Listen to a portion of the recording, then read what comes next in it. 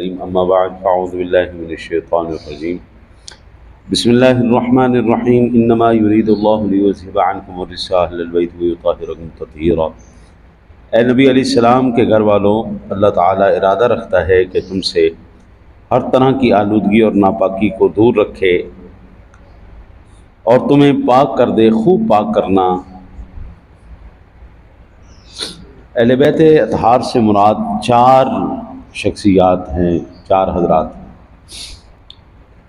پہلا مصداق ان کا ازواج مطہرات ہیں، نبی اکرم صلی اللہ علیہ وسلم کی ساری بیویاں اہل بیت۔ دوسرا مصداق آپ جناب کی صاحبزادیاں، حضور کی چاروں صاحبزادیاں اہل بیت میں سے۔ اولاد پاک اور داماد، یہ بھی حضور سرور دو عالم صلی اللہ علیہ وسلم کے اہل بیت ہیں۔ یہ اولین مصداق تھا جو قرآن پاک کی آیہ مبارکہ ہم نے پڑھتے ہیں، اس کا سیاق و سباق دیکھتے ہیں تو اس تمام سیاق و سباق کے اندر ازواج مطہرات سے متعلقہ احکام بیان کیے جا رہے ہیں۔ تو لہٰذا ہم یہ کہہ سکتے ہیں کہ قرآن پاک سے جو ہمیں سمجھ میں آیا وہ اولین مصداق ازواج مطہرات۔ یہ تو نہیں ہو سکتا نا جی کہ آگے پیچھے سارے بیویوں کا ذکر ہو، صرف اتنا سا ذکر بیچ میں سے بیویوں کو نکال کے کسی اور کا کر دیا جائے۔ خدا کے کلام کا ایک انداز ہے، ایک وقار ہے، وہ اپنے وقار کے مطابق بات کرتا ہے۔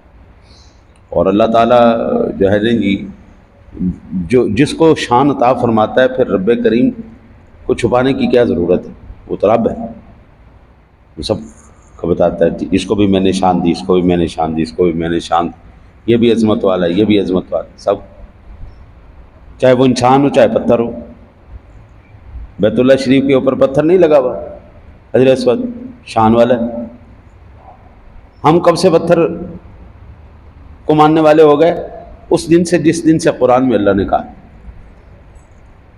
اور ہم ہر پتھر کے پجاری نہیں ہیں، ہر پتھر کے ماننے والے نہیں ہیں، ہم صرف اس پتھر کے چومنے والے اور ماننے والے ہیں جس کا قرآن نے ذکر کیا اور سرور دو عالم صلی اللہ علیہ وسلم نے عمل کر کے بتایا۔ کوئی بھی دوڑنا جو ہے نا، ایویں دوڑنا ویسے بھی مناسب نہیں، لیکن حکم ربی آ گیا صفا مروہ پہ دوڑنا ہے تو ہم دوڑ رہے ہیں۔ بھائی کسی کو ضرورت تھی یا نہیں تھی، کوئی کس کے لیے بھاگا یا نہیں بھاگا، ہمیں سے کوئی غرض ہی نہیں، ہمیں سے غرض ہے اللہ کا قرآن کیا کہتا ہے۔ اب کسی کو اچھا لگتا ہے، کسی کو برا لگتا ہے، لگے ہمیں تو اللہ اور اس کے رسول کا قرآن اور آپ کا فرمان چاہیے۔ اچھا جی، قرآن سے پتہ چلا ازواج اہل بیت۔ پھر آ جاتی ہے حدیث پاک کے اندر جو ہر ایک بندے کے ذہن میں ہے کہ حدیث میں اور تفاسیر میں حضرت علی المرتضیٰ شیر خدا، بی فاطمۃ الزہرا رضی اللہ تعالیٰ عنہ اور حسنین کریمین، ان کو سرور دو عالم صلی اللہ علیہ وسلم کی ذات گرامی نے اپنی چادر کے نیچے لے کر فرمایا اللہم ہؤلاء اہل بیتی وخاصتی اذهب عنہم الرجس وطہرہم تطہیرا۔ یہ مشکوٰۃ شریف کی حدیث پاک ہے، اے اللہ یہ میرے اہل بیت ہیں اور میرے خاص پیارے ہیں، ان سے ناپاکی دور فرما اور ان کو خوب پاک کر دے۔ ٹھیک ہے جی، اب یہاں سے پتہ چلا حدیث مبارکہ سے کہ یہ اہل بیت، وہی حدیث پاک جس سے یہ پتہ چل رہا ہے کہ یہ اہل بیت ہیں، ان سے یہ بھی پتہ چلتا ہے کہ یہ ان کے علاوہ بھی اہل بیت۔ مثلا ام سلمہ رضی اللہ تعالیٰ نے عرض کی وَأَنَا مِنْهُمْ یا رسول اللہ، جب حضور یہ کر رہے تھے نا چادر فرما کے دعا فرما رہے تھے تو اس وقت ام سلمہ بھی ساتھ تھی، تو انہوں نے کہا یا رسول اللہ میں بھی ان میں سے ہوں، تو آپ نے فرمایا اِنَّكِ عَلَىٰ خَيْرٍ، تو بہتری پر ہے۔ ٹھیک ہے نا جی، اب ان میں ہمیں حضرت سیدنا سلمان فارسی رضی اللہ تعالیٰ عنہ کا بھی تذکرہ ملتا ہے کہ آقا جی علیہ الصلوۃ والسلام نے فرمایا سلمان منا اہل البیت، سلمان ہماری اہل بیت میں سے ہے۔ ٹھیک ہے نا جی، اہل سنت کا یہ اعجاز ہے۔ اہل سنت ٹکڑوں میں دین کو نہیں مانتا، ٹکڑوں میں شریعت کو نہیں مانتا کہ پہلا ٹکڑا مان لیا، درمیان والا چھوڑ دیا، پھر آخر والا مان لیا، پھر اگلا چھوڑ دیا، ایسا نہیں۔ ہم دین مانتے ہیں تو پورا مانتے ہیں۔ ہم جس کی عظمت ہے، جو حضور سرور دو عالم صلی اللہ علیہ وسلم نے، اللہ نے جس کو دی ہے، ہم سب کی عزت اور کرامت اور ان کی شرافت کو مانتے ہیں۔ حضرت وائلہ نے عرض کیا وَأَنَا مِنْ أَهْلِكَ یا رسول اللہ صلی اللہ علیہ وسلم، کیا میں بھی آپ کی اہل بیت میں سے ہوں؟ تو آپ نے فرمایا انت من اہلی، ہاں تو بھی میرے گھر والوں میں سے۔ اب اہل بیت کون بنا رہا ہے؟ اللہ کے حبیب بنا رہے ہیں۔ یہ ساروں کا ذکر کون کر رہا ہے؟ اللہ کے حبیب فرما رہے ہیں۔ بھائی حضور جس کو مرضی عزت دیں، جس کو مرضی مقام مرتبہ دیں، ہمیں اس سے کیا پریشانی ہے؟ ہاں یہ ضرور ہے کہ آپ اگر ان کا انکار کریں گے تو پھر سوال تو اٹھتا ہے نا جی، یہ کیا بات ہوئی؟ لا الہ الا اللہ پڑھ لیتے، محمد رسول اللہ کنے پڑھنے؟ بھئی کلمہ پڑھو گے تو پورا ہی قابل عمل ہے اور وہ فائدہ ہے، آدھا کلمہ پڑھنے سے کوئی فائدہ نہیں ہونے والا۔ لا الہ الا اللہ، لا الہ الا اللہ، لا الہ الا اللہ کری جاؤ کری جاؤ کری جاؤ کری جاؤ کری جاؤ، جب تک محمد رسول اللہ نہیں کہو گے اس کی کوئی ویلیو نہیں۔ آپ کو مسلمان ہونے کے لیے ان دونوں توحید پر بھی اور رسالت پر بھی جس طرح ایمان، اور پھر یہ نہیں کہ آدھی رسالت مان لی اور آدھی چھوڑ دی، حضور کے آدھے فرمان مان لیے اور آدھے، ایسا نہیں ہو۔ بھائی ماننا ہے تو پورا مان۔ مسئلہ کیا ہے؟ اگر کسی اور کو عزت مل جاتی ہے، مقام مل جاتا ہے، تو کیا مسئلہ کیا ہے؟ کس کو کیوں تکلیف کیوں ہے؟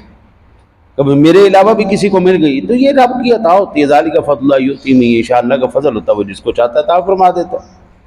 اچھا جی، حضرت سال بھی فرماتے ہیں کہ اہل بیت سے مراد تمام بنو ہاشم ہے، کیونکہ حضور نبی کرم صلی اللہ علیہ وسلم نے حضرت عباس اور ان کی صاحبزادیوں کو بھی اسی طرح چادر میں لے کر، جس طرح حضرت علی المرتضیٰ کو، حضرت خاتون جنت کو، حسنین کریمین کو، جس طرح آپ جناب نے اپنی کملی شریف کے اندر لے کر کے ان کے لیے دعا کی ہے، اسی طرح سرور دو عالم صلی اللہ علیہ وسلم نے حضرت عباس کو اور ان کی صاحبزادیوں کو اس طرح اپنی چادر کے اندر لے کر کے دعا فرمائی، یا ربی ھذا عمی وثنوابی وہؤلاء اہل بیتی، اے اللہ یہ میرا چچا ہے اور باپ کی طرح ہے، یہ میری اہل بیت ہیں، انہیں دوزخ کی آگ سے ایسے محفوظ کر جیسے میں نے ان کو اپنی چادر میں چھپا کر محفوظ کر لیا ہے۔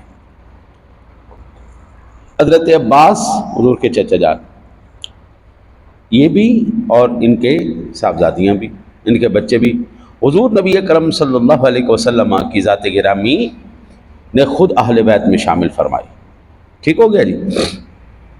المیہ یہ ہے کہ صرف 4 ہستیوں کا ذکر کر کے باقی تمام کو مائنس کر دیا جاتا ہے۔ بابا ہم سنی ہیں، ہم کوئی وہ کالے منہ والے یا کالے عقیدوں والے یا گندے عقیدوں والے لوگ نہیں ہیں۔ ہماری سنیت کے اندر یہ زہر آ رہا ہے۔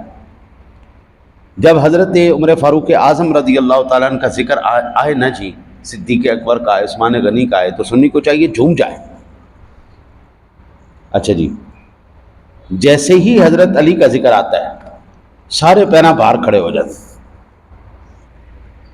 بھائی یہ کس دن سے تم لوگوں نے وہ کرنا شروع کر دیا ہے ہاں کہ بھائی باقیاں دی تو کوئی فضیلت ہی کوئی نہیں۔ جیسے ہی حضرت علی کا نام آیا، وہ ایک میرے کو کسی نے ویڈیو بھیجی، ایڈے ایڈے لمے انہیں وال رکھے نہ رچ جائے نے، ایڈی ایڈی مچھاں ہوندی ہیں جانوراں طرح، اور بالکل اینی داڑھی نکی نکی رکھ کے وہ علی علی علی علی علی لگا ہے جناب، باقی سارے پاگل ہو گئے، واہ واہ واہ واہ جی، کیا بات ہے کیا بات ہے کیا بات ہے کیا بات ہے۔ خدا کے بندے، سنیت میں شیعت کا زہر کس دن سے آنے لگ گیا؟ سنی کس دن سے رافضی اور منحوس ہونے لگ گیا یا ان کا زہر پینے لگ گیا؟ خدا کے بندے، ہر ایک کی عزت، حضرت علی کے جوتے میرے سر کا تاج، اسی طرح صدیق اکبر کے پیروں کے جوتے بھی میرے سر کا تاج ہیں۔ ہم کملی والے کے ہر ایک نسبت کی حیا کرتے. آقا جی نے جو ہاتھ مبارک میں عصا شریف پکڑا ہے نا جی، ہم اس کی بھی حیا اور اس سے بھی محبت کرتے ہیں. جس ستون پر کملی والے نے ہاتھ رکھا ہم اس ستون کا بھی حیا کرتے ہیں. یہ کیا بات ہوئی؟ یہ تو حضور کو تکلیف پہنچانا ہے نا جی، کہ آج تک حضور نے جن کو اپنے ساتھ رکھا ہوا ہے ان کا تو ذکر ہی کوئی نہیں. آج بھی آپ جاؤ حضور سرور دو عالم صلی اللہ علیہ وسلم کے روضہ انور میں، آپ جناب کے ساتھ سیدنا صدیق اکبر فاروق اعظم رضی اللہ تعالیٰ عنہ جلوہ گر. آج بھی جن کو تو کملی والے نے آج تک ساتھ رکھا ان کا تو نام ہی کوئی نہیں لیتا. اور جناب ایک خاص شخصیت کو آپ، یہ سنیوں کا عقیدہ نہیں ہے، سنی الحمدللہ اپنی ماؤں کو، جن کو قرآن نے ہماری مائیں بنایا ہے، ازواج مطہرات، ان کو بھی ماننے والا ہے، ان کا بھی احترام کرنے والا ہے. قرآن نے کہا نبی کی 4 صاحبزادیاں ہیں، چاروں کو ماننے والا ہے. نبی پاک کے صاحبزادے ہیں، ہم سب کے ماننے والے ہیں. نبی پاک صلی اللہ علیہ وسلم کے خلفاء 4 ہیں، ہم سب کے ماننے والے ہیں، ہم کسی کو چھوڑنے والے نہیں. موٹی سی مثال ہے آپ کے لیے، لا الہ الا اللہ ساری زندگی کا اور نہیں بخشش ہونی جب تک محمد رسول اللہ نہیں کہا جائے گا. بھئی ماننا ہے تو پھر پورا قرآن و حدیث مانو. کیوں اینا مان لیا تھا، اینا مان لیا تھا، باقی چھاڑ کے ناس گیا، ایسا نہیں کرنا. ٹھیک ہوگا جی. باقی انشاءاللہ تعالی لذیذ زندگی رہی تو میں اس پر مزید صبح فجر میں عرض کروں گا. اللہ سے دعا اللہ آپ کو مجھے عمل کی توفیق عطا فرمائے.